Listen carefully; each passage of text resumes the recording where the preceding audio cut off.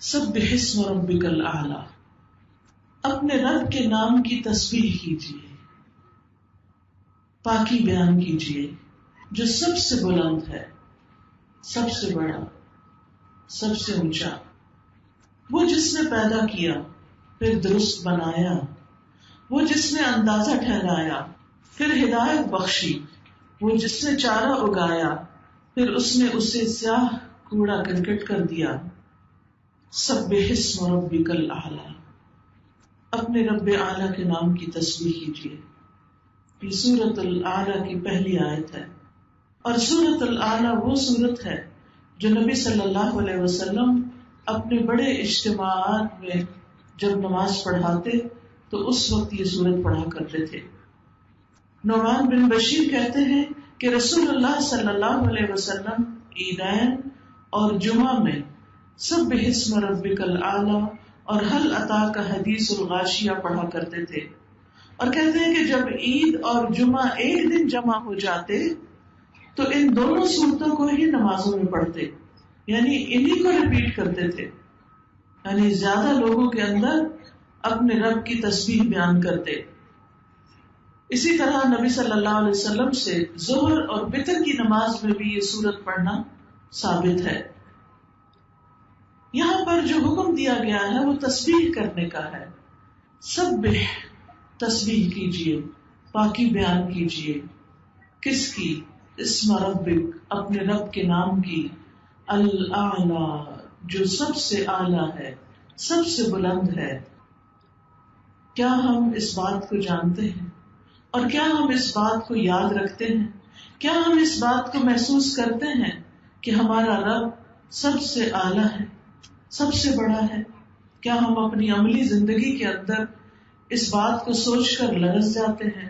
کیا جب اس کا کوئی حکم ہمارے سامنے آتا ہے، نماز کا وقت آتا ہے، کوئی اور نیکی کے کام کا موقع ہمیں ملتا ہے، تو کیا ہم یہ سوچ کر کرتے ہیں کہ یہ حکم میرے رب اعلیٰ کا ہے؟ حقیقت یہ ہے کہ اللہ سبحانہ و تعالی اپنی ذات کے اعتبار سے بھی بلند ہے۔ قرآن مجید میں آتا ہے فَتَعَالَى اللَّهُ الْمَلِكُ الْحَقُّ، بس بہت بلند ہے اللہ جو سچا بادشاہ ہے۔ لا الہ الا ہو، اس کے سوا کوئی معبود نہیں۔ هو رب العرش الکریم، وہ عزت والے عرش کا رب ہے۔ اللہ سبحانہ و تعالیٰ اپنی ذات کے اعتبار سے بھی بہت بلند اور اونچا ہے، وہ عرش پر مستوی ہے۔ یہ جو ہم کہتے ہیں نا کہ اللہ تعالیٰ میرے دل کے اندر ہے، اس کی یاد تو ہمارے دل کے اندر ہے، لیکن اللہ کی ذات کہاں پر ہے؟ عرش پر۔ اور عرش کہاں ہے؟ عرش تمام مخلوقات کی چھت ہے، ساری کی ساری اللہ کی کریشن اس عرش کے نیچے آتی ہے، اور عرش پانی پر ہے، اور پانی سارے آسمانوں کے اوپر ہے، اور اللہ تعالیٰ عرش پر بلند ہے۔ ساتوں آسمان ہم سب جانتے ہیں کہ جیسے یہ ہمارا آسمان ہے یہاں جس کو ہم دیکھتے ہیں، اس کے بعد ایک اور آسمان ہے، پھر ایک اور آسمان ہے، پھر ایک اور آسمان ہے، پھر ایک اور آسمان ہے، پھر ایک اور آسمان ہے، پھر ایک اور آسمان ہے، یعنی 7 آسمان تہ بتہ ہیں۔ قرآن مجید میں آتا ہے الم تروا کیف خلق اللہ 7 سماوات طباقا، کیا تم دیکھتے نہیں کہ اللہ نے کس طرح 7 آسمانوں کو تہ بتہ پیدا کیا، ایک کے اوپر ایک۔ اور پھر آپ دیکھیے کہ آسمانوں کے بعد جنت ہے، یعنی 7 آسمانوں کے اوپر جنت ہے، اور جنت کے 100 درجے ہیں، اور ہر درجے کا درمیانی فاصلہ اتنا ہے جتنا زمین اور آسمان کے بیچ کا فاصلہ ہے۔ اس سے آپ اندازہ لگائیے کہ بلندیاں اور اونچائیاں کتنی زیادہ ہیں۔ کیا ہم میں سے کبھی کوئی آسمان کو چھو سکا؟ ہم تو خود سے بادلوں کو بھی نہیں چھو سکتے، اس کے لیے بھی وہ جہاز اوپر جاتے ہیں تو وہ اس کے اندر سے گزرتے ہیں، لیکن جہازوں کے بھی اوپر جانے کی ایک لمٹ ہے، اس سے آگے وہ نہیں جا سکتے۔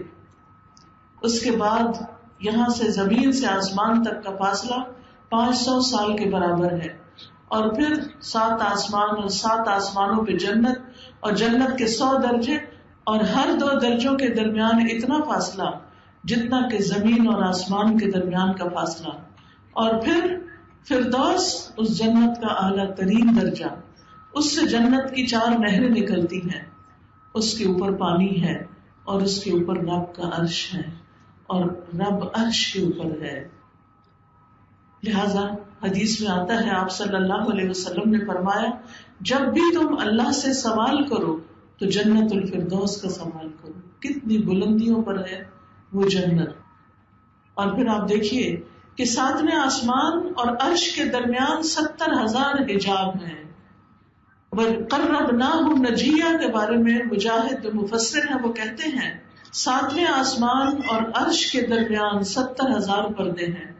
اور اللہ تعالیٰ موسیٰ علیہ السلام کو قریب کرتے رہے یہاں تک کہ دونوں کے درمیان ایک پردہ رہ گیا. جب اس جگہ کو دیکھا اور لوح محفوظ پر لکھنے والے قلم کی آواز سنی تو موسیٰ علیہ السلام کا شوق بڑھ گیا. کہنے لگے، ربی ارنی انظر الیک، اے میرے رب تو مجھے اپنا آپ دکھا، میں تجھے دیکھنا چاہتا ہوں. لیکن اللہ سبحانہ وتعالیٰ نے کیا فرمایا کہ لن ترانی، تو مجھے ہرگز نہیں دیکھ سکتا. دنیا میں تو ہم نہیں دیکھ سکتے، پیغمبر بھی نہیں دیکھ سکے، لیکن قیامت کے دن اللہ سبحانہ وتعالیٰ اپنے خاص بندوں کو اپنا دیدار کروائے گا. دعا کریں اللہ سبحانہ وتعالیٰ ہم سب کو ان میں شامل کر لے. یاد رکھیے کہ 7ویں آسمان پر بیت المعمور بھی ہے، جس میں روزانہ 70,000 فرشتے عبادت کرتے ہیں اور کسی بھی فرشتے کی باری دوبارہ نہیں آئے گی، ایک دفعہ بس اس کو موقع ملتا ہے. ہم تو خوش قسمت ہیں کہ ہم کئی دفعہ کعبہ جا سکتے ہیں اور وہاں طواف کر سکتے ہیں، لیکن فرشتے اتنی کثرت سے اللہ کی عبادت کر رہے ہیں کہ وہاں پر کوئی بھی فرشتہ جو ایک دفعہ اس گھر میں گیا دوبارہ اندر داخل نہیں ہو سکتا. اور پھر آپ دیکھیے کہ رب کا عرش جو فرشتے اٹھائے ہوئے ہیں، ان فرشتوں کی اپنی جسامت کتنی بڑی ہے. نبی صلی اللہ علیہ وسلم نے فرمایا، مجھے اجازت دی گئی ہے کہ میں ان میں سے کسی فرشتے کے بارے میں بات بیان کروں. تو آپ نے فرمایا اس کی کانوں کی لو سے لے کر کندھے کے بیچ کا فاصلہ، یہ ہمارا تو یہ 2 انگلیوں کے بیچ میں آ جاتا نا، یہ کندھا اور یہ تو کندھے اور کان کی لو کے بیچ میں فرشتے کا جو فاصلہ ہے وہ 700 سال کی مسافت جتنا ہے. یہ صرف اس کی سمجھے گردن ہے، اتنی بڑی ہے، تو وہ باقی فرشتہ کتنا بڑا ہوگا ان فرشتوں میں سے جو عرش اٹھائے ہوئے ہیں. اس سے آپ اندازہ لگائیں کہ رب کی تخلیق کتنی بڑی ہے، رب کی تخلیق کتنی بڑی ہے اور رب کتنا بڑا ہے. لیکن ہم اس کی بڑائی کو نہ جانتے ہیں نہ محسوس کرتے ہیں. اور آپ جانتے ہیں کہ جو عرش ہے اس کے سامنے کرسی ایک چھلے کی طرح ہے، اور کرسی کے سامنے 7واں آسمان اور زمین جو ہے وہ ایک چھوٹی سی مندری کی طرح ہے. بہرحال یاد رکھیے اللہ بہت اوپر. جب بچوں کو بھی بتائے نا، جب وہ پوچھتے ہیں اللہ تعالیٰ کہاں ہے تو انہیں بتایا کریں اللہ تعالیٰ اوپر، اللہ تعالیٰ عرش پر. آپ دیکھیں کہ ہم سب کے دل میں جب اللہ کا خیال آتا ہے تو کیا آتا ہے کہ اللہ اوپر ہے. یہ جو ہم کہتے ہیں نا پتے پتے اور ڈالی ڈالی میں اللہ ہے، اللہ یہاں نہیں ہے. اللہ سبحانہ و تعالیٰ اپنی ذات کے اعتبار سے عرش پر ہے، پھر اپنی صفات کے اعتبار سے بھی اللہ تعالیٰ بہت بلند ہے، ہر نقص اور عیب سے پاک ہے. قرآن مجید میں آتا ہے سبحانہ وتعالی عما یقولون علوا کبیرا، کہ اللہ صاحب عرش وہ پاک ہے ان باتوں سے بہت بلند و برتر ہے جو یہ لوگ کہتے ہیں. یعنی اللہ کے ساتھ کسی اور کو شریک ٹھہراتے ہیں، بتوں کو شریک ٹھہراتے ہیں، یا انسانوں کو اس کے برابر قرار دیتے ہیں، یا فرشتوں کو خدا کی بیٹیاں قرار دیتے ہیں.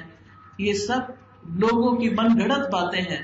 وہ ان سب چیزوں سے بہت بلند ہے، ہر کمزوری سے پاک ہے ہمارا رب. اللہ لا الہ الا ہو الحی القیوم لا تأخذہ سنۃ ولا نوم، کہ اللہ اس کے سوا کوئی الہ نہیں، وہ ہمیشہ سے زندہ ہے اور کائنات کی ہر چیز کو قائم رکھنے والا ہے. نہ اس پر اونگ آتی ہے اور نہ اس کو نیند آتی ہے. یعنی اللہ تعالیٰ سوتا نہیں ہے، اور یہ اس کی قوت کی علامت ہے. اور اپنی مخلوق کی مسلسل نگہداشت کر رہا ہے. اللہ تعالیٰ کو کوئی تھکاوٹ لاحق نہیں ہوتی. اللہ تعالیٰ کسی کے سامنے ہارتے نہیں، عاجز نہیں، کمزور نہیں. اللہ تعالیٰ کبھی غافل نہیں ہوتے. اللہ تعالیٰ کسی پر ظلم نہیں کرتے. یعنی وہ تمام عیب اور نقص جو انسانوں کے اندر پائے جاتے ہیں یا اور مخلوقات کے اندر کمزوریاں پائی جاتی ہیں، یاد رکھیے اللہ تعالیٰ ان سب سے بہت اونچا اور بلند ہے. اس لیے ہمیں اسی کے نام کی پاکی بیان کرنی چاہیے. سبح اسم ربک الاعلی. تو جب بھی ربک الاعلی پڑھے تو دل میں خیال لائیں کہ وہ اپنے بلند عرش پر ہے، اور پھر وہ اپنی صفات کے اعتبار سے بھی بہت بلند ہے. یاد رکھیے یہ جو تسبیح کرنا ہے، اللہ کی پاکی بیان کرنا ہے، یہ کوئی معمولی عمل نہیں ہے. یہ تسبیح ہماری تقدیر بدل دیتی ہے. تسبیح جو ہے یہ بہت غموں کا علاج ہے، دکھوں کا علاج ہے، پریشانیوں کا حل ہے. کہ جب انسان اپنی زبان سے یہ کہتا ہے کہ میرا رب پاک ہے، اس کا ہر فیصلہ صحیح ہے، وہ کسی پہ ظلم نہیں کرتا، اس کا نام پاک ہے، اس کی ذات پاک ہے، اس کے افعال پاک ہیں، وہ ہر نقص سے پاک ہے، تو اس سے انسان اللہ سبحانہ وتعالیٰ کو راضی کرتا ہے، اللہ کو خوش کرتا ہے. کسی کا کہنا ہے میں نے قرآن میں تسبیح کو تلاش کیا تو مجھے حیرت ناک چیز کا احساس ہوا. بہت عجیب بات دیکھی میں نے کہ تسبیح سے تو تقدیر بھی بدل جاتی ہے، جیسا کہ یونس علیہ السلام کے واقعے میں ہے. اللہ تعالیٰ فرماتے ہیں فَلَوْلَا أَنَّهُ كَانَ مِنَ الْمُسَبِّحِينَ لَلَبِثَ فِي بَطْنِهِ إِلَى يَوْمِ يُبْعَثُونَ. اگر یہ بات نہ ہوتی کہ بے شک وہ تسبیح کرنے والوں میں سے تھا تو یقیناً اس کے پیٹ میں یعنی مچھلی کے پیٹ میں اس دن تک رہتا جس میں لوگ اٹھائے جائیں گے. یعنی یونس علیہ السلام کو اللہ نے تکلیف سے نجات کیوں دی؟ کیونکہ انہوں نے کیا پڑھا تھا؟ تسبیح پڑھی تھی. کون سی تسبیح؟ لا الہ الا انت سبحانک انی کنت من الظالمین. اللہ تعالیٰ فرماتے ہیں اگر وہ یہ تسبیح نہ پڑھتے تو مچھلی کے پیٹ میں ہی رہتے. اس تسبیح کی وجہ سے وہ مشکل سے نکل آئے. اور ہمارے لیے بھی کیا حکم ہے کہ فَنَجَّيْنَاهُ مِنَ الْغَمِّ وَكَذَلِكَ نُنْجِي الْمُؤْمِنِينَ. ہم نے یونس علیہ السلام کو غم سے نجات دی، اس تسبیح کی وجہ سے ان کا غم دور کر دیا، اور ہم مومنوں کو بھی اسی طرح نجات دیتے ہیں. لہذا جس شخص کے دل میں کوئی غم ہے، کوئی پریشانی ہے، کوئی دکھ ہے، کوئی تکلیف ہے، وہ کیا پڑھا کرے؟ پڑھیے لا الہ الا انت سبحانک انی کنت من الظالمین. اس کا مطلب کیا ہے؟ لا الہ الا انت، تیرے سوا کوئی الہ نہیں، سبحانک تو پاک ہے، تیرا کوئی قصور نہیں، تیری غلطی نہیں، تیرا کوئی فیصلہ غلط نہیں. انی کنت من الظالمین، بے شک میں ظالموں میں سے ہوں، میری غلطی ہے. تو بندہ جب رب کے سامنے اپنی غلطیوں کی معافی مانگ لیتا ہے، اپنی غلطی کا اعتراف کر لیتا ہے، جو کہ ایک مشکل کام ہوتا ہے، تو انسان رب کے قریب ہو جاتا ہے. یعنی عام طور پہ ہم سے گناہ ہوتے ہیں تو پھر جب کوئی مصیبت آتی ہے ہمارے ہی گناہوں کی وجہ سے تو ہم کہتے ہیں کہ پتہ نہیں کس گناہ کی سزا ملی ہے، میں نے تو کبھی کوئی غلط کام کیا ہی نہیں. اپنی پاکی بیان کرنا شروع کر دیتے ہیں، اپنے آپ کو معصوم ثابت کرنے لگتے ہیں. ڈھونڈنے تو ہمیں اپنے اندر کوئی غلطیاں نظر نہیں آتی، حالانکہ ہر انسان کی غلطیاں دوسرے کو اچھی طرح نظر آ رہی ہوتی، لیکن ہمیں خود نظر نہیں آ رہی ہوتی. تو اس لیے بہت ضروری ہے کہ ہم اللہ کی تسبیح کرنے والوں میں شامل ہو جائیں. اللہ کے نیک بندے جو تھے وہ تسبیح کیا کرتے تھے. داؤد علیہ السلام کے ساتھ پہاڑ بھی تسبیح کرتے، پرندے بھی تسبیح کرتے تھے. تسبیح ہی وہ ذکر ہے کہ جس کو داؤد علیہ السلام جب کرتے تو باقی مخلوق بھی ساتھ کرتی. وَسَخَّرْنَا مَعَ دَاوُودَ الْجِبَالَ يُسَبِّحْنَ وَالطَّيْرَ. ہم نے داؤد علیہ السلام کے ساتھ پہاڑوں کو مسخر کر دیا جو تسبیح کرتے تھے.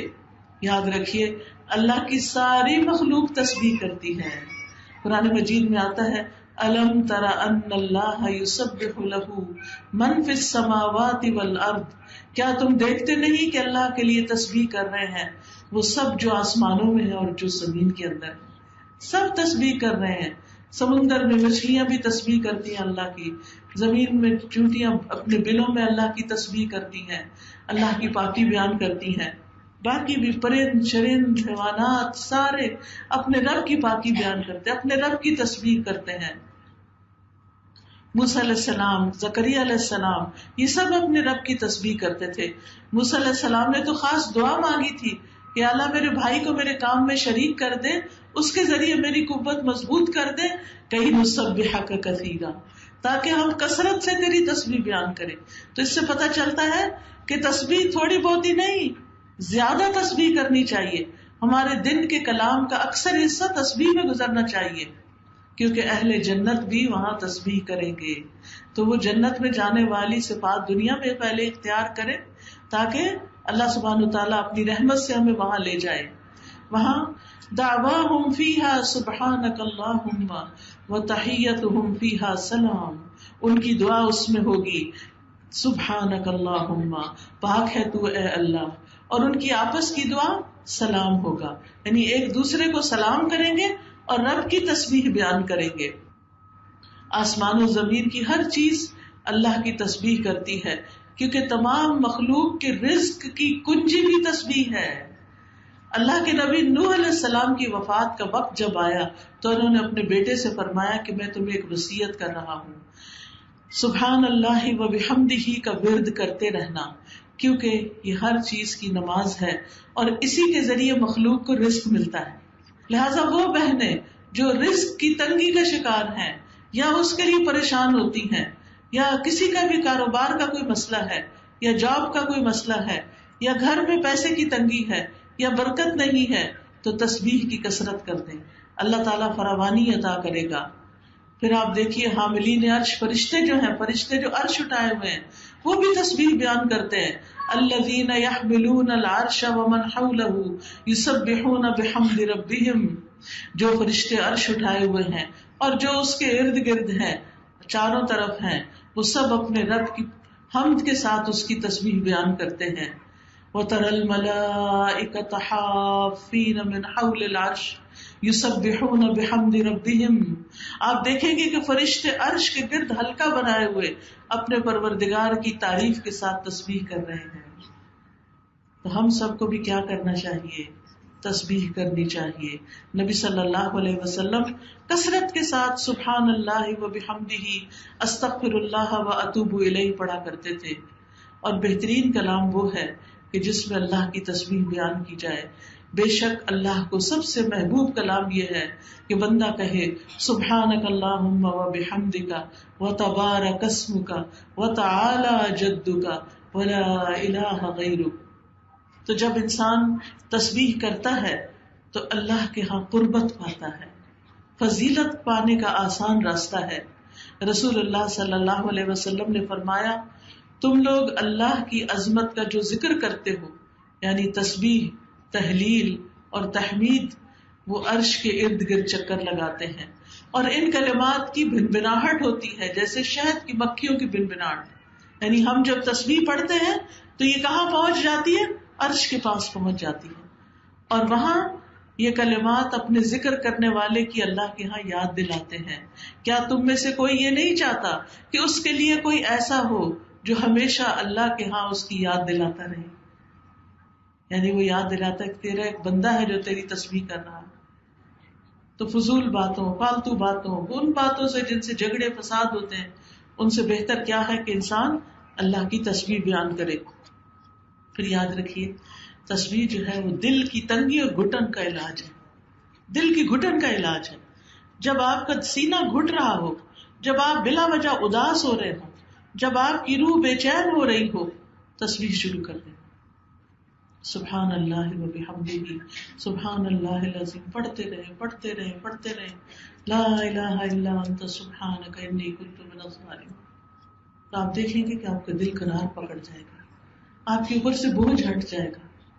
اور خاص طور پر جب لوگ آپ پہ باتیں بنائیں، ہوتا ہے نا کہ ہر وقت انسان کو لوگوں کا ڈر ہوتا ہے. اچھا کھانا اچھا نہیں بنا، لوگ باتیں بنائیں گے.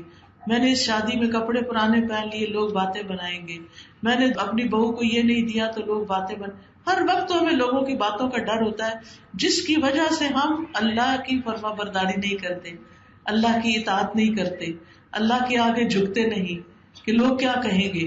تو اس کا علاج بھی کیا ہے کہ انسان اپنے رب کی تسبیح کرے. سبحان اللہ و بحمدہ سبحان اللہ العظیم. رسول اللہ صلی اللہ علیہ وسلم نے فرمایا جو شخص رات سے خوف کھائے، بعض اوقات ایسا ہوتا ہے نا، سب بچوں کی شادی ہو جاتی ہے، سب چلے جاتے ہیں، گھر خالی ہو جاتے ہیں، آپ اکیلے رہ جاتے ہیں، آپ کو رات کے وقت ڈر لگنے لگتا ہے. بہترین علاج ہے تسبیح. نبی صلی اللہ علیہ وسلم نے فرمایا جو رات سے خوف کھائے کہ وہ اسے پریشان کرے گی، یا مال خرچ کرنے سے بخل کرے، یعنی اس کو صدقہ کرنے کو دل نہیں چاہتا، یا دشمن سے مقابلہ کرنے سے ڈرے، تو اس کو اس قول کی کثرت کر دینی چاہیے سبحان اللہ و بحمدہ، کیونکہ یہ اللہ کے نزدیک سونے کا پہاڑ اللہ عز و جل کے راستے میں خرچ کرنے سے زیادہ محبوب ہے. یعنی اگر آپ کے پاس سونے کا پہاڑ ہو اور وہ آپ صدقہ کر دیں تو اس سے بہتر، اس سے زیادہ اجر آپ کما سکتے ہیں تسبیح کی کثرت کر کے. کیونکہ جس کے پاس ہے وہ تو خرچ کرے گا، وہ تو صدقہ کرے گا اور اجر کمائے گا. لیکن بعض اوقات انسان کہتا ہے یہ میرے بچے کی فیس ہے، ابھی فلاں کی شادی ہے، ابھی حج پہ جانا ہے، ابھی یہ کام ہے، وہ کام ہے. تو انسان گھر بنانا ہے، بچت کرتا رہتا ہے، صدقہ نہیں ہو پاتا اس طرح جتنا دل چاہتا ہے. تو پھر کیا کریں؟ اس کا ازالہ کرنے کے لیے تسبیح شروع کر دیں. انشاءاللہ وہ کمی کوتاہی نہیں آئے گی، یعنی آپ کے اعمال نامے میں کمی نہیں ہوگی، کیونکہ تسبیح کرنا صدقہ ہے. نبی صلی اللہ علیہ وسلم نے فرمایا تم میں سے جو آدمی صبح کرتا ہے اس کے ہر جوڑ پر صدقہ لازم ہو جاتا ہے. ہر صبح سویرے جب نیا سورج نکلتا ہے تو کیا ہوتا ہے؟ صدقہ کیا ہوتا ہے؟ صدقہ لازم ہو جاتا ہے. غور سے سنیے، صدقہ ہمارے اوپر روزانہ لازم ہوتا ہے. یہ نہیں کہ ہم کہیں وہ رمضان میں صدقہ دیا تھا، وہ جب حج پہ گئے تھے تو ہم نے فلاں حاجیوں کو پانی پلا دیا تھا، صدقہ کر دیا تھا، یا وہ فلاں مشکل کے وقت ہم نے کوئی کالا بکرا ذبح کر دیا تھا. نہیں، یہ نہیں کافی. کیا کرنا ضروری ہے؟ ہر روز صدقہ کرنا ضروری ہے. لیکن بعض اوقات ہر روز ہمارے پاس دینے کے لیے کچھ ہوتا نہیں یا کوئی لینے والا ہوتا نہیں، تو پھر کیا کریں؟ نبی صلی اللہ علیہ وسلم نے فرمایا ہر مرتبہ سبحان اللہ کہنا صدقہ ہے. یعنی پھر آپ سبحان اللہ کی تسبیح شروع کر دیں، کیونکہ 360 جوڑ ہیں، کم از کم دن میں 360 دفعہ سبحان اللہ ضرور پڑھیں. الحمدللہ کہنا صدقہ ہے، ہر مرتبہ لا الہ الا اللہ کہنا صدقہ ہے، ہر مرتبہ اللہ اکبر کہنا صدقہ ہے، نیکی کا حکم دینا صدقہ ہے، برائی سے روکنا صدقہ ہے. تو انسان کو یہ صدقہ اپنی جان کی خاطر ہر روز کرنا چاہیے. اس سے انسان کی نیکیوں میں اضافہ ہوتا ہے، خطائیں معاف کر دی جاتی ہیں.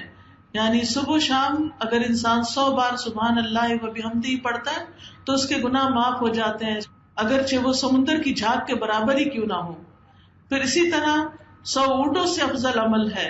ایک بار تسبیح پڑھنے سے زمین و آسمان کے درمیان کی جگہ بھر جاتی ہے. یہ زبان پر بڑے ہلکے کلمات ہیں، سبحان اللہ سبحان اللہ، دل بھی خوش ہو جاتا ہے. کیونکہ ہم عام طور پر سبحان اللہ کب کہتے ہیں؟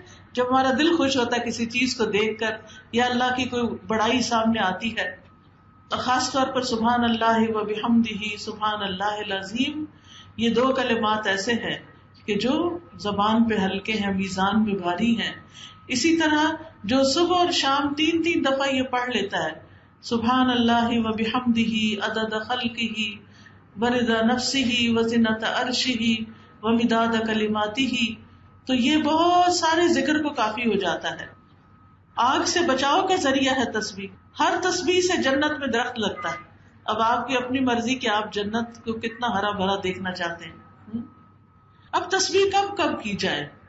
تسبیح صبح و شام کی جائے. قرآن مجید میں آتا ہے یا ایھا الذین آمنوا اذکروا اللہ ذکرا کثیرا وسبحوہ بکرۃ واصیلا. اے ایمان والو، اللہ کو بکثرت یاد کیا کرو اور صبح و شام اس کی تسبیح بیان کیا کرو. تو اپنے اوپر لازم کر لیں، پابندی کر لیں. اگر آپ آرام سے ایک جگہ بیٹھ کے نہیں کر سکتے تو مثلاً صبح کا ناشتہ بناتے ہوئے تسبیح کرتے رہیں، شام کا کھانا بناتے ہوئے تسبیح کرتے رہیں. تو اس طرح جو کام آپ روز صبح شام کرتے ہیں، میں نے تو ایک مثال ہی دی ہے، تو اس میں آپ تسبیح کرتے رہیں. پھر اسی طرح خصوصاً سورج نکلنے کے وقت نماز کے آغاز میں رکوع اور سجدوں میں، سجدے میں سبحان ربی الاعلیٰ کئی دفعہ دہرائے، پھر نمازوں کے بعد بھی پڑھے 33 دفعہ سبحان اللہ، 33 دفعہ الحمدللہ اور 34 دفعہ اللہ اکبر. اگر اتنی دفعہ ٹائم نہ ہو تو 10 دفعہ ہی پڑھ لے. پھر رات کے وقت نبی صلی اللہ علیہ وسلم جب سونے لگتے تھے تو سبحان اللہ سبحان ربی پڑھتے رہتے. ان کے خادم کہتے ہیں کہ میری آنکھ لگ جاتی تھی، لیکن نبی صلی اللہ علیہ وسلم دیر تک اللہ کی تسبیح بیان کرتے تھے، سوتے وقت اللہ کی تسبیح. پھر اسی طرح قرآن پاک پڑھتے ہوئے جہاں اللہ تعالیٰ کی پاکی بیان ہو، کوئی اچھی بات بیان ہو، تو اس وقت سبحان اللہ کہتے تھے آپ. بجلی کی کڑک سن کے سبحان الذی سبحت لہ، پھر بلندی سے اترتے ہوئے سبحان اللہ پڑھتے. اس سے فائدہ کیا ہوگا؟ یعنی کیا فائدہ؟ سبح اسم ربک الاعلی الذی خلق فسوی والذی قدر فہدی والذی اخرج المرعى فجعلہ غثاء احوی سنقرئک فلا تنسى الا ما شاء اللہ انہ یعلم الجہر وما یخفی ونیسرک للیسرا. تسبیح سے، اللہ کا ذکر کرنے سے آپ کے کاموں میں آسانی پیدا ہوتی ہے، آپ کے لیے کام آسان ہو جائے گے. کاموں میں آسانی کس کس چیز سے پیدا ہوتی ہے تسبیح کے علاوہ؟ اللہ کے تقوی سے. اللہ کا ڈر آسانیاں پیدا کرتا ہے. قرآن مجید میں آتا ہے وَمَن يَتَّقِ اللَّهَ يَجْعَل لَّهُ مِنْ أَمْرِهِ يُسْرًا، جو اللہ سے ڈرتا ہے اللہ اس کے کام میں آسانی پیدا کر دیتا ہے. تو اللہ کا ڈر اپنے اندر لائے. اللہ کا ڈر کیا ہوتا ہے؟ اللہ کا ڈر وہ چیز ہوتی ہے انسان کے اندر جس کی وجہ سے انسان اچھے کام شروع کر دیتا ہے اور برے کاموں سے بچنے لگتا ہے. انسان سوچتا ہے میرے پاس یہ وقت ہے، میں کیوں ضائع کر رہا ہوں، میں کوئی اچھا نیک کام ہی کر لیتا ہوں، کسی کی خدمت کر دیتا ہوں، تسبیح پڑھ لیتا ہوں. اور وہ یہ کیوں کرتا ہے؟ صرف اللہ کے لیے کرتا ہے، کسی کو دکھانے کے لیے نہیں. پھر اسی طرح کاموں میں آسانی ہوتی ہے لوگوں پر خرچ کرنے سے، دوسروں پر خرچ کرنے سے. قرآن مجید میں آتا ہے فَأَمَّا مَنْ أَعْطَى وَاتَّقَى وَصَدَّقَ بِالْحُسْنَى فَسَنُيَسِّرُهُ لِلْيُسْرَى. پھر جس نے اللہ کی راہ میں مال دیا اور پرہیزگاری اختیار کی اور بھلی باتوں کی تصدیق کی تو ہم اسے آسان راستے پر چلنے کی سہولت دیں گے. جس سے کیا پتہ چلتا ہے؟ جو دیتا ہے، جو اللہ سے ڈرتا ہے اور سچی بات کو سچ مانتا ہے، قرآن کی بات کو سچ مانتا ہے، جو سچ مانتا ہے اس پر عمل کر لیتا ہے نا. پھر اسی طرح آسانیاں ہوتی ہیں جب انسان کسی کے لیے آسانی پیدا کرتا ہے چھوٹی چھوٹی چیزوں میں. کوئی آپ کے ساتھ بیٹھا ہے، آپ کو پتا ہے کہ تنگ ہو رہا ہے، آپ اس کے لیے ذرا سی جگہ کھلی کر دیں. کسی کے راستے میں کوئی چیز پڑی ہے اس کو ہٹا دیں. کسی کو کوئی بات سمجھ نہیں آئی اس کو سمجھا کے دہرا کے آسان کر دیں اس کے لیے. تو جو شخص تنگ دست پر آسانی کرتا ہے اللہ سبحانہ وتعالیٰ اس کے لیے آسانیاں کرتا ہے. حدیث میں آتا ہے جس نے کسی مومن سے دنیا کی تکلیفوں میں سے کسی تکلیف کو دور کیا، مثلا کسی کا قرضہ چکا دیا، کسی کو کوئی دوا لا دی، کوئی بیمار ہے تو اس کی بیمار پرسی کر لی، اللہ قیامت کے دن اس کی تکلیفوں میں سے کسی تکلیف کو دور کر دے گا. اور جس نے کسی تنگ دست پہ آسانی کر دی، یعنی اس کا ہاتھ تنگ ہے، اس نے اس کے لیے تھوڑے سا اس کی مدد کر دی کہ اس کا ہاتھ کھل جائے، اللہ اس پر دنیا اور آخرت میں آسانی کرے گا. جس نے کسی مسلمان کی پردہ پوشی کی، اس کا عیب چھپا لیا، اللہ اس کی دنیا اور آخرت میں پردہ پوشی کرے گا. اور اللہ تعالیٰ تب تک اس بندے کی مدد میں ہوتے ہیں جب تک وہ بندہ اپنے بھائی کی مدد میں لگا رہتا ہے. آپ دوسروں کے کام بناتے رہیں، اللہ آپ کے کام بنائے گا. آپ دوسروں کی مدد کریں، دوسروں کے لیے آسانیاں پیدا کریں، اللہ آپ کے لیے آسانیاں پیدا کریں. چیزوں کو مشکل نہ بنایا کریں، چیزوں کو آسان کیا کریں تاکہ لوگوں کی زندگی آسان ہو اور وہ تمہیں دعائیں دیں. پھر دعا بھی کرنی چاہیے رب اشرح لی صدری ویسر لی امری، اللہ میرے کاموں میں آسانی پیدا کر دے، رب اشرح لی صدری. پھر اگر کوئی مشکل آ جائے تو اللہم لا سہل الا ما جعلتہ سہلا وانت تجعل الحزن سہلا اذا شئت. کوئی بیمار ہے گھر میں، ابھی میں آ رہی تھی، ایک بچی نے بتایا کہ اس کی والدہ کا ایکسیڈنٹ ہو گیا، وہ کومے میں چلی گئی ہیں. اللہ ان کے لیے آسانی کرے اور ان کو صحت عطا کرے. اللہ تعالیٰ باقی بھی آپ سب کی بھی زندگی میں جو مشکلات ہیں، بچوں کی طرف سے ہیں یا شوہر کی طرف سے ہیں یا مال کی طرف سے ہیں، جان کی، اپنی جان میں کوئی تکلیف ہے، اللہ آپ سب کے لیے بہت آسانیاں کرے. لیکن اللہ سے آسانیاں مانگا کرے اور لوگوں کو آسانیاں دیا کرے. پھر فرمایا فذکر ان نفعت الذکری سیذکر من یخشی ویتجنبها الاشقی. فذکر، پس آپ نصیحت کیجیے، ان نفعت الذکری، اگر نصیحت کرنا فائدہ دے، یعنی جو نصیحت قبول کرنا چاہتا ہے اس کو آپ نصیحت کریں. سیذکر من یخشی، ضرور نصیحت پکڑے گا جو ڈرتا ہے. بار بار اللہ سے ڈرنے کی بات ہو رہی، کیونکہ یہ تقوی ہی نیک اعمال کی بنیاد ہے. اللہ کا ڈر ہے جو بندوں کو سیدھا رکھتا ہے اور ٹیڑھا ہونے سے بچاتا ہے اور دوسروں کے اوپر ظلم زیادتی سے بچاتا ہے. وَيَتَجَنَّبُهَا الْأَشْقَى، اور بدبخت اس سے کنارہ کشی کر لے گا، وہ نصیحت قبول نہیں کرے گا. یاد رکھیے جب کوئی ہمیں نصیحت کرے اور ہم آگے سے بگڑے تو یہ بدبختی کی علامت ہے، کیونکہ یہاں پر کیا فرما رہے اللہ تعالیٰ، وَيَتَجَنَّبُهَا الْأَشْقَى، جو سب سے بڑا بدبخت ہے وہ نصیحت سے منہ موڑ لے گا. ماں نصیحت کر رہی ہے بچی کو شرم و حیا کی، اچھا لباس پہننے کی، حجاب کرنے کی، اور بچی آگے سے بگڑنا شروع کر دے تو یہ خوش قسمتی کی بات نہیں ہے. ماں باپ کو ستانا بھی ہے اور اللہ کی نافرمانی کرنا بھی ہے اس میں.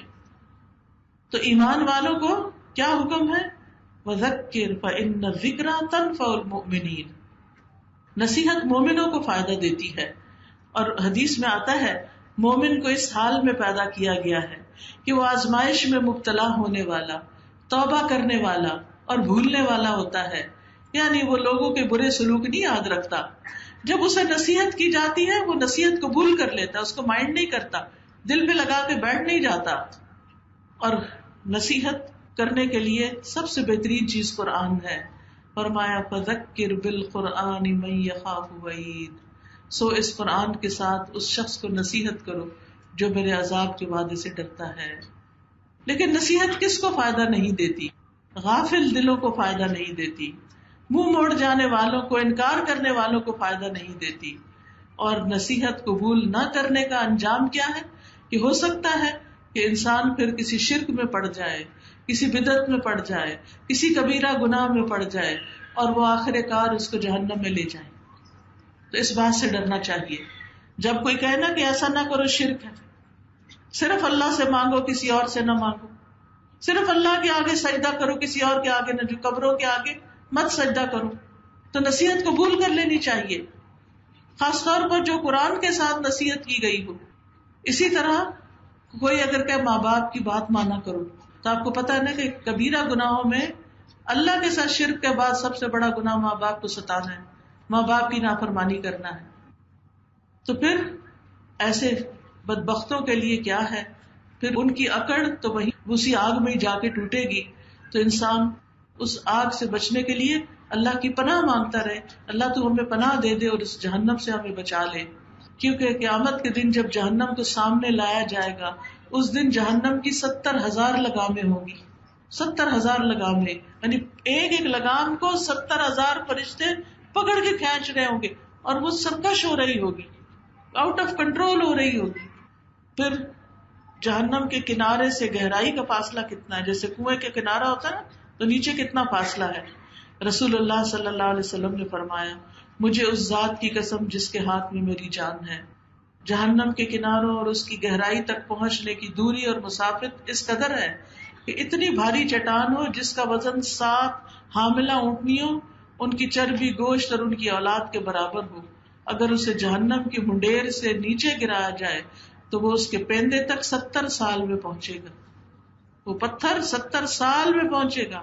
اتنا نیچے اندھیری جہنم، اتنا تو نکلے گا کون نکل سکتا اس میں سے.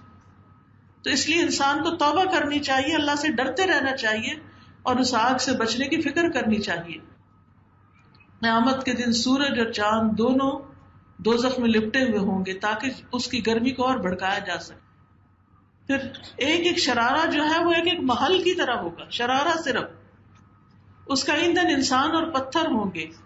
ایک جہنمی کا سانس 1,00,000 لوگوں سے زیادہ کو جلا سکتا ہے، اتنی سخت ہے اس کی گرمی.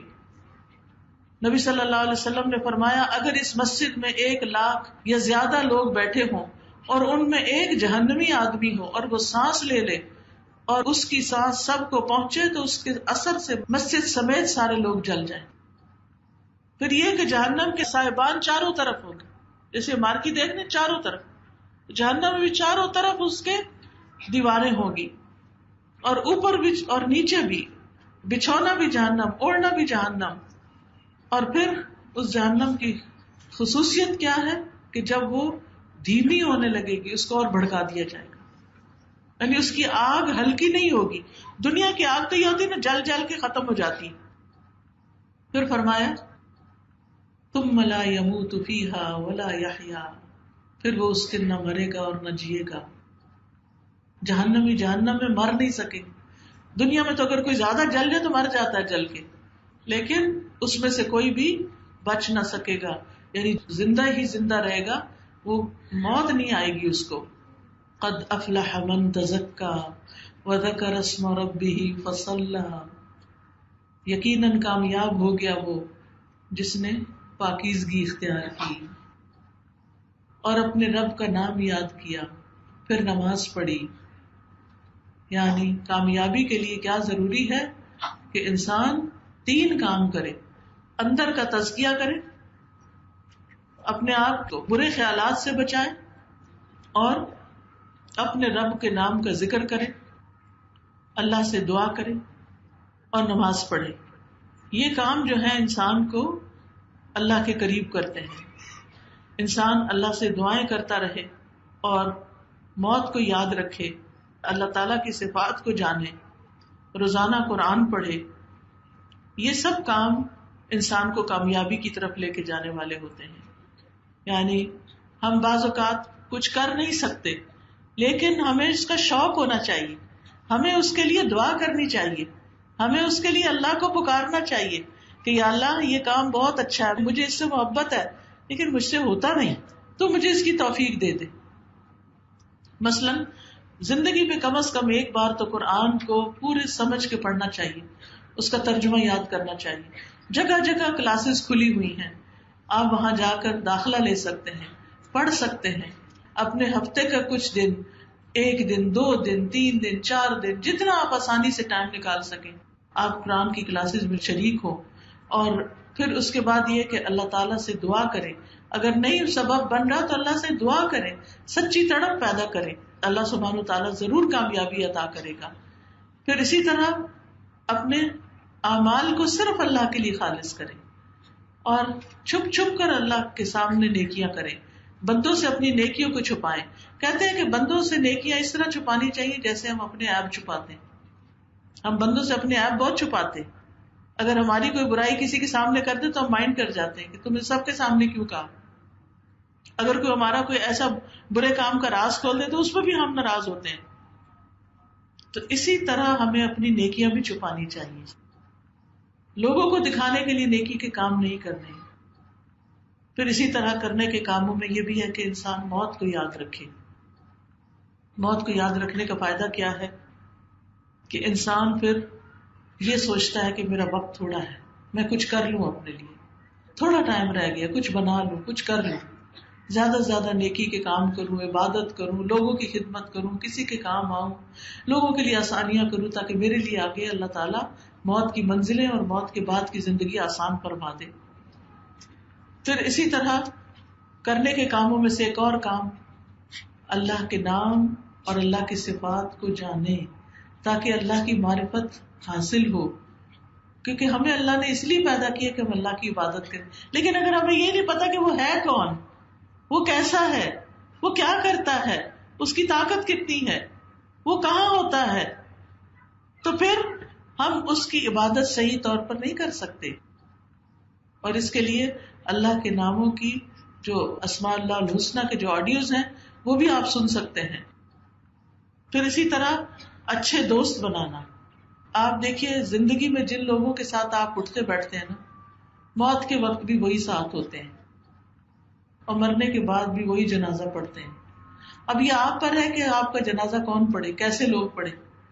وہ جو نمازی پرہیزگار ہیں یا وہ لوگ جو اپنی نماز بھی نہیں پڑھتے، مجبوری سے کھڑے ہو جاتے ہیں کہ منہ رکھنے کے لیے، اب جنازہ پڑھنے کے لیے نہ پڑھا تو لوگ مائنڈ کریں گے. تو بہت ضروری ہے کہ ہماری دوستی نیک لوگوں کے ساتھ ہو، اچھے لوگوں کے ساتھ ہو، ایمان والوں کے ساتھ ہو، کیونکہ پھر دنیا میں بھی ہمیں وہ نیکی کی تلقین کرتے رہتے ہیں، مرنے کے وقت بھی ہمارے آس پاس ہمیں نیکی کی تلقین کریں گے، کلمہ پڑھوا دیں گے، تلاوت سنا دیں گے، اللہ کے نام سے دم کر دیں گے. اور پھر اللہ کی خاطر جو محبت ہوتی ہے اس کا فائدہ بھی بہت ہے، کیونکہ جب ایسے لوگ مر جاتے ہیں تو ان کی محبتیں ختم نہیں ہو جاتی، دنیا والوں کی ختم ہو جاتی ہیں، کیونکہ اب ان کو پتا ہے اب یہ تو مر گیا، اس نے کیا دینا ہے ہمیں، تو اس کو بھول بھلا دیتے. لیکن جو اللہ کی خاطر محبت کرتے ہیں وہ نہیں بھولتے، وہ مرنے کے بعد دعائیں کرتے ہیں، اس کی طرف سے صدقہ خیرات کرتے ہیں، اس کے بال بچوں کا خیال رکھتے ہیں، اس کے لیے صدقہ جاریہ کے کام کرتے ہیں. تو اللہ کو چاہنے والوں سے جڑ کر رہنا بڑا ضروری ہے کہ ایک تو انسان اپنے دوست کے دین پر ہوتا ہے، اور دوسری یہ کہ انسان اگر اچھے شخص سے دوستی کرتا ہے تو کچھ نہ کچھ خیر اس کی طرف سے اس کو ملتی ہی رہتی ہے. پھر کرنے کے کاموں میں سے ایک عادت یہ بنا لے جو کامیابی کی طرف لے جاتی ہے، روزانہ قرآن پڑھنا، یعنی روز کی قرآن کی تلاوت وہ نہیں مس کرنی، صبح و شام کے اذکار نہیں مس کرنے، تسبیحات جو ابھی جس کا میں نے آپ کو بتایا وہ نہیں چھوڑنی، کیونکہ تلاوت قرآن جو ہے اللہ اور اس کے رسول سے محبت کا ذریعہ ہے، اور اہل قرآن جو ہوتے ہیں وہ اللہ کے خاص بندے ہوتے ہیں. پھر نماز شعور کے ساتھ پڑھنا، قد افلح المؤمنون الذین هم فی صلاتهم خاشعون، یقیناً کامیاب ہو گئے وہ مومن جو اپنی نمازوں میں خشوع اختیار کرتے ہیں. پھر اللہ سے سرگوشی کا موقع ہوتا ہے، نماز اللہ کی طرف متوجہ ہونا ہے. جو چاہتا ہے اللہ کی رحمت اس کی طرف متوجہ ہو، اسے چاہیے کہ نمازوں میں اللہ کی طرف متوجہ ہو جائے، دل سے نماز پڑھے پوری توجہ کے ساتھ، کیونکہ یہ نماز جو ہے اللہ سے قربت کا ذریعہ بھی ہے. واسجد واقترب کی جو آیت ہے، سجدہ کرو اور قریب ہو جاؤ. لیکن ہم یہ سارے کام نہیں کرتے، کیوں؟ اس لیے کہ فرمایا بل تؤثرون الحیات الدنیا، بلکہ تم دنیا کی زندگی کو ترجیح دیتے ہو، دنیا کے کام، بھاگم دوڑ. والآخرۃ خیر وابقی، حالانکہ آخرت بہتر ہے اور باقی رہنے والی ہے. دنیا آخرت کے مقابلے میں بہت چھوٹی ہے. نبی صلی اللہ علیہ وسلم نے فرمایا جس نے دنیا طلب کی اس نے اپنی آخرت کو نقصان پہنچایا، یعنی جو دنیا کے پیچھے بھاگتا رہا اس نے اپنی آخرت کو نقصان دیا، اور جس نے آخرت کا مطالبہ کیا یعنی آخرت کی چاہت اختیار کی اس نے اپنی دنیا کو نقصان دیا، کیونکہ وہ دنیا خرچ کر کے اپنی آخرت میں گھر بنائے گا، جگہ بنائے گا. یاد رکھیں ہم دنیا میں اپنے لیے گھر بناتے ہیں کہ ہمارا بڑھاپا اچھا گزر جائے، ہماری اپنی چھت ہو، لیکن آپ دیکھیں یہاں زیادہ سے زیادہ کتنے دن رہنا ہم نے، اس کے بعد تو وہ مال وارثوں کا ہو جاتا ہے. ہمارے لیے کیا ہے؟ ہمارا جنت میں گھر ہو. جیسے کس نے دعا مانگی تھی؟ حضرت آسیہ رضی اللہ تعالیٰ عنہ نے کیا کہا تھا؟ انہوں نے رب ابن لی عندک بیتا فی الجنہ، رب ابن لی عندک بیتا فی الجنہ، اے اللہ میرے لیے جنت میں اپنے پاس ایک گھر بنا دے. ہم سب کو بھی یہ دعا کرنی چاہیے، لیکن اس کے لیے کیا کرنا ہوگا؟ دنیا کی مشکلات پر صبر کرنا ہوگا اور اپنے مال کا کچھ حصہ فی سبیل اللہ کاموں پر لگانا ہوگا، کہ نیکی کے کاموں میں لگائیں تاکہ ہمارے مرنے کے بعد بھی ہمارے لیے وہاں اچھے کام ہوتے رہیں اور وہ ہمارے لیے صدقہ جاریہ بن جائے. تو اس صورت کی روشنی میں کرنے کے کام کیا ہیں؟ سب سے پہلے سبح اسم ربک الاعلی. کس کس کے پاس کارڈ ہیں تسبیحات کے؟ دکھائیں مجھے. ماشاءاللہ بہت سے لوگوں کے پاس ہیں. جن کو نہیں بھی ملے وہ کیا کریں گے؟ وہ اسٹال سے لے سکتے ہیں اور ایڈریس لکھا ہوا ہے، آرڈر کر لے. آپ بھی آگے دوسروں کو بانٹیں. اب آپ دیکھیں نا یہ کسی نے تو بانٹے ہیں نا، اس نے ثواب کمایا، اس نے صدقہ جاریہ کمایا، اور اب ہمارا فرض بنتا ہے کہ ہم اپنی قبر کے لیے آگے بانٹیں. اور اس کو آپ کیسے پڑھیں گے؟ اپنے پاس رکھیں، خوبصورت کارڈ ہے اپنے بیڈ سائڈ ٹیبل پہ رکھیں، اپنی الماری میں سجائیں کہیں بھی، اور دن کے کسی ایک وقت میں نکال کے ان تسبیحات کو پڑھ لیں. یا یہ کہ ان تسبیحات کو یاد کر لیں اور مختلف مواقع کی مناسبت سے ان کو پڑھتے رہیں. پھر ہم نے جنت کی دعا کرنی ہے، جہنم سے پناہ مانگنی ہے، پھر اپنے نفس کو برے خیالات سے پاک کرنا ہے، نماز کے ذریعے اللہ کا قرب تلاش کرنا ہے. نماز کس لیے پڑھنی ہے؟ کہ میں اللہ کے قریب ہو جاؤں اور اپنی آخرت کو ترجیح دینی ہے.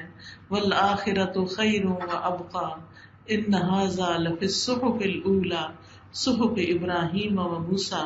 میری دعا ہے کہ اللہ تعالیٰ ہمیں ان کاموں کے کرنے کی توفیق عطا فرمائے. یہ کچھ اور کارڈ بھی باہر موجود ہیں اور کتابیں بھی. رنج و غم کا ازالہ. کچھ لوگوں کو بہت رنج پریشانیاں رہتی، چھوٹا سا کارڈ ہے پاس رکھے، جب دل گھبرائے اس کو پڑھے، انشاءاللہ بہترین وظیفہ. سمجھے یہ وظیفہ ہے. بیمار ہے خود یا بچہ کوئی تو آیات شفا پڑھے. کوئی زندگی میں مسئلہ پیش آ گیا ہے، کوئی فیصلہ کرنا ہے، استخارہ کیسے کرے، قرآن و سنت کی روشنی میں یہ بتایا گیا. پھر تقویٰ کی بات ہوئی، اللہ سے ڈرنے کی بار بار اس کی دعائیں ہیں. پھر رشتہ داروں سے جوڑ کے رکھنا عمر میں اضافے کا باعث بنتا ہے، دعاؤں کی قبولیت کا، رزق میں اضافے کا ذریعہ بنتا ہے. تو یہ تحفے میں آپ کارڈ دے سکتے ہیں، اس میں ساری حدیثیں لکھی ہوئی ہیں. پھر اپنے وقت کو صحیح طور پر استعمال کرنا چاہیے. ذکر الہی کا کارڈ ہے. پھر اللہ کا شکر ادا کرے تو نعمتوں میں اضافہ ہوتا ہے. الحمدللہ سارا اکٹھا اس میں کیا گیا ہے تاکہ ہم شکر ادا کریں. پھر رزق میں کمی ہو، اولاد کا مسئلہ ہو، اس کے لیے کیا کریں؟ گناہوں کی بخشش کی دعا ہے، استغفار کا کارڈ. پھر جنت کا راستہ، ان اذکار کا ذکر کیا گیا ہے جو جنت کی طرف لے جاتے ہیں. پھر اگر قرضے کی مشکل ہے، قرضے میں پھنس گئے ہیں، تو یہ دعائیں مجرب ہیں، قرض سے پناہ اور قرض کی نجات کی دعائیں. پھر دن رات کے ذکر سے افضل یہ چھوٹا سا کارڈ ہے، فریج پہ یا کئی کمرے پہ لگا دیں، روزانہ پڑھیں، اور دن میں باقی اگر اذکار کبھی بھول بھی جائیں تو یہ انشاءاللہ اس سے کمی پوری ہو جائے گی. اسی طرح اگر آپ کو خوف ہے، حفاظت، سیکیورٹی کے مسئلے ہیں تو یہ دعائیں پڑھیں. پھر صدقہ و خیرات کریں. کیا کیا اس کے فائدے ہیں یہ اس کتاب میں بتا دیا گیا ہے. پھر زبان کی حفاظت، کیونکہ زبان جو ہے وہ انسان کے لیے سارے گناہوں کا سبب بنتی ہے. تو ہم یہ کتاب لیں، حدیثیں لکھی ہوئی اپنے بچوں کو پڑھ کے سنائیں، بزرگوں کو پڑھ کے سنائیں. اور اتنی محنت سے کتاب تیار کی گئی ہے، اگر آپ اس کو آگے پڑھ کے سنائیں گے تو آپ کے لیے بھی صدقہ جاریہ ہوگا.